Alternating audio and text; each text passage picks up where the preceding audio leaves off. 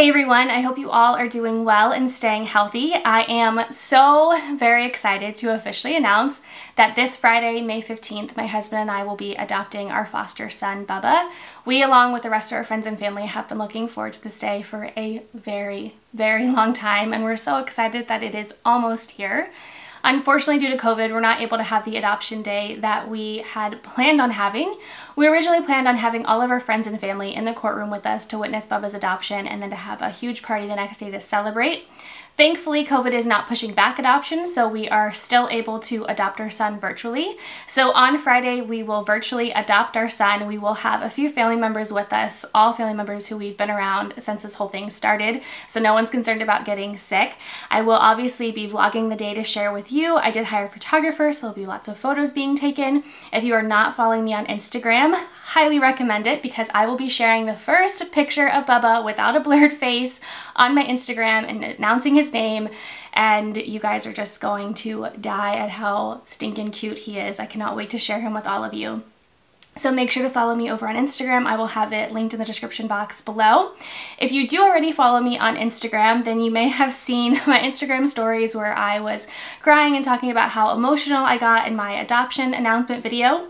This is my second time filming this video. I filmed it yesterday, and somehow between filming and editing, the file was corrupt and I am no longer able to use the footage, so I'm refilming this video. I didn't save your Instagram questions. I did ask you all on Instagram to send me questions to answer in this video. I didn't save them because I did it in real time. I didn't need to screenshot them, so I got out a notebook. I was able to watch the file back on my camera and I wrote down your questions. So I'm going to go ahead and answer those now. I think your questions will help keep me on track, and hopefully I will be able to answer the widely asked questions because a lot of you did ask the same questions. So I'm trying to make sure I hit on everything that everyone wanted to know.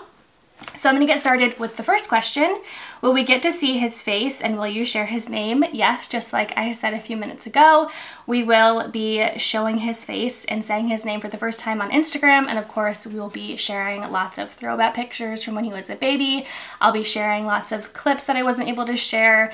I'm sure like around Christmas time I'll be sharing older clips from the previous holiday season. So you'll be seeing lots and lots of Bubba. When did you know that he would officially be yours forever?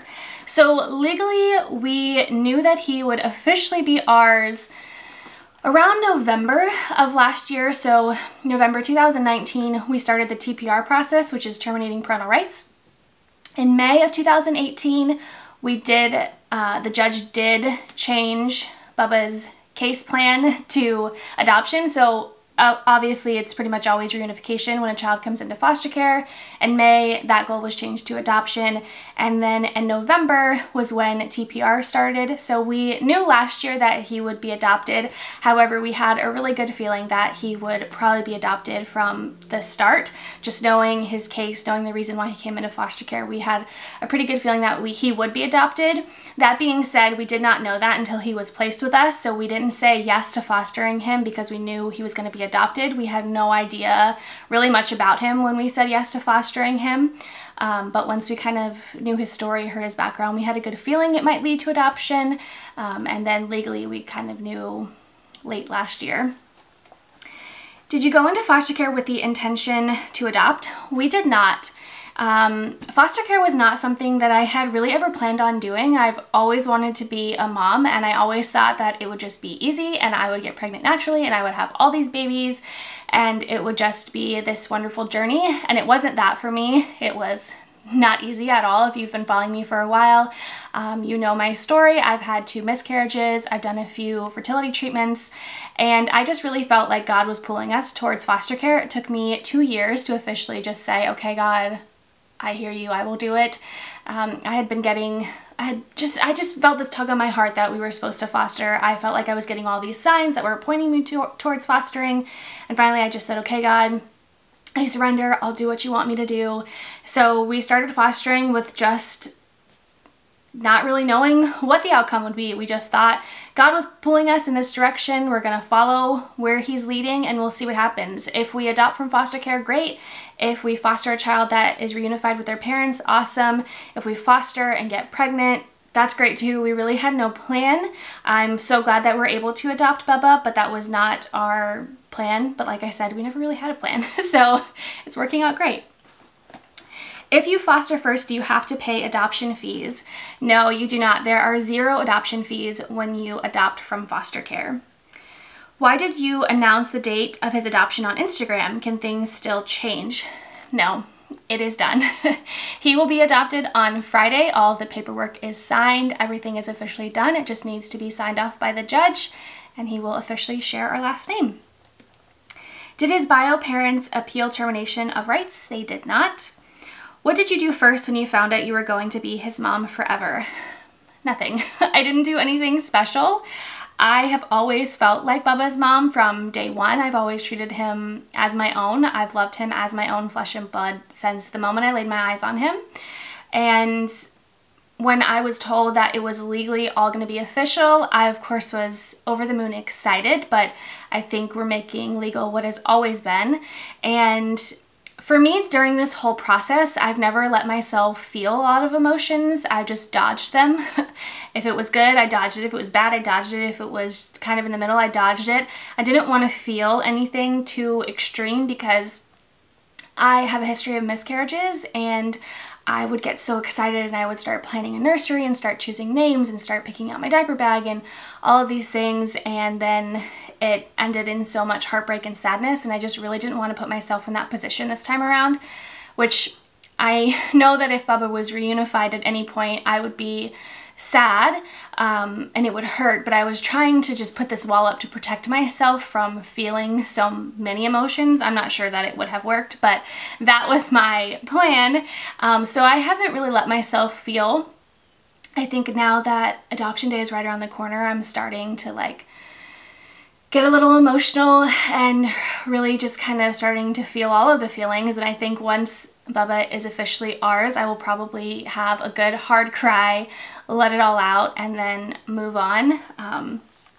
And it's going to be a big celebration when we finally get to celebrate. We do, like I said, we do plan on having a big party, so once we're able to be in large groups again, we will have a big party with all of our friends and family, because I know so many people are excited for us and want to celebrate us and our son. And you guys know, we pretty much celebrate everything at Disney, so eventually when we can go back to Disney, we're going to have a family Disney vacation and it's going to be amazing. Do you intend to homeschool as your mom homeschooled you? We don't have any plans right now. It is something that David and I have talked about in great length and detail. It is a conversation that we have often. We don't know what we want to do yet. There are pros and cons to each option, and I loved being homeschooled. I loved my experience, and I would love to homeschool. I also think that there are some good things about going to school as well, so we still have a little while to make that decision, so we will definitely keep talking about it, and you guys, I'm sure, will find out what we choose in the future. Are you excited to finally be able to share Bubba's face and name? You have no idea. I am so excited. He has the cutest face. He has the best smile. He has the most beautiful eyes. He has the longest eyelashes. He is so stinking cute, and every time I have to cover his face, it just breaks my heart a little bit because I wish you guys could see how adorable he is. Of course, all of our friends and family see him all the time and just think he's the cutest thing ever, and I am just so excited to not have to cover his face and not have to call him by a nickname, which I'm sure I will because I call him nicknames all the time. I call him Bubba, I call him Boo Boo, I call him Boo Boo Kachoo, I call him so many things, so I'm sure I will still say nicknames, but sometimes I have to stop myself and remind myself that I can't say his name, and that'll be so nice to not have to do. And I just can't wait for you guys to see him because he is just the cutest thing ever. Are we going to change his name?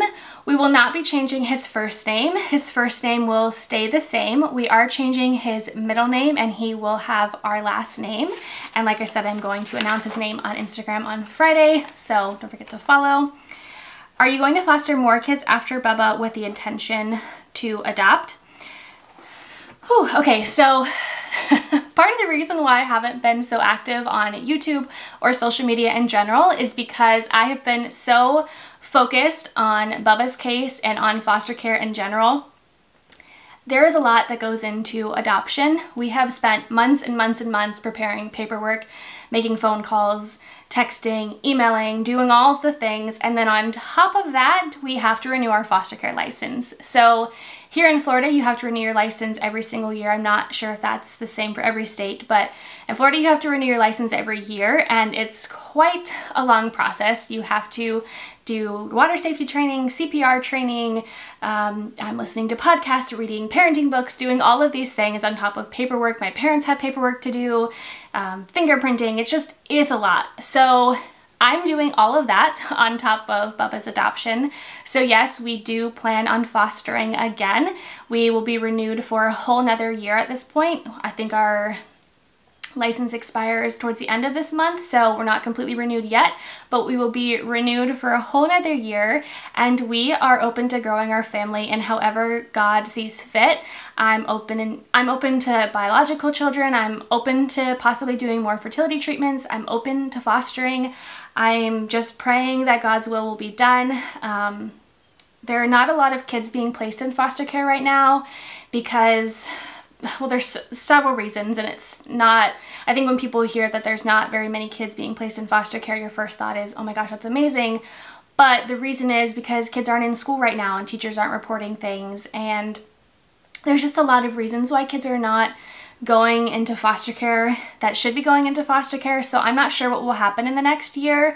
We've been open to taking in another foster placement for about 6 months.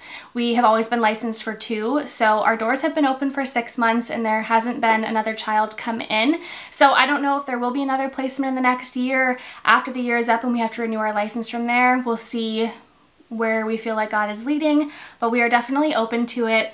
When we saw Bubba's picture, we knew right away that there was a connection there, and we're kind of waiting for that same pool, that same connection to happen naturally for us. So we'll see. And again, we didn't get into foster care to adopt, but if that happens, great.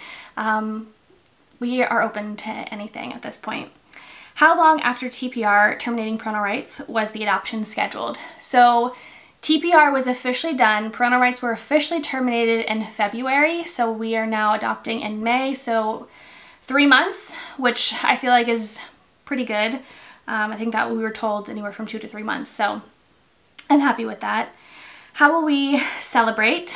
So like I said, of course, we're going to go to Disney. We still have to celebrate Bubba's 2nd birthday, so we'll have a big birthday, adoption, everything celebration at Disney at some point, probably just the 3 of us. And then we will have a big party. I'm hoping to have a big party in the fall, but I'm not sure yet.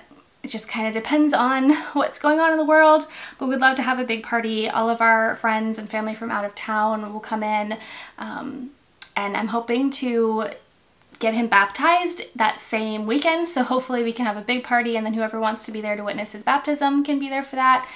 So we'll see. It's hard to plan when you just don't know what the world's going to be like, but we're definitely going to celebrate. What is something you weren't expecting on this journey, something that no one warned you about? So something that I wasn't expecting with foster care was how emotional I was going to feel when Bubba went for his visitations. In the beginning, he did have visits with his biological mom. His first visit, I want to say, was 2-3 days after he was placed with us. I wasn't expecting them to start so soon, and I knew the situation of why he was placed with us, and when he went for his first visit, I just felt so on edge. I was so nervous. I was just so scared for his safety, and he was 4.5 months old. He can't talk. He can't fend for himself. He wasn't crawling. He wasn't walking. He wasn't talking. He was just a little baby that needed to be cared for, and I was an emotional wreck. I was nervous. I was scared. I didn't know what to do with myself. I was used to having this crying baby, and then I was like, oh my gosh, like I forget how to be a normal person without a baby. It was strange. I was not expecting to feel that way. I don't remember in our foster care classes or talking with other foster parents, I don't remember anyone ever saying how they felt when their foster child went to visitation. So I was on edge the entire time. I'm sure it's different for every placement, but for me with Bubba, I was very nervous and very on edge pretty much for every visit that he had.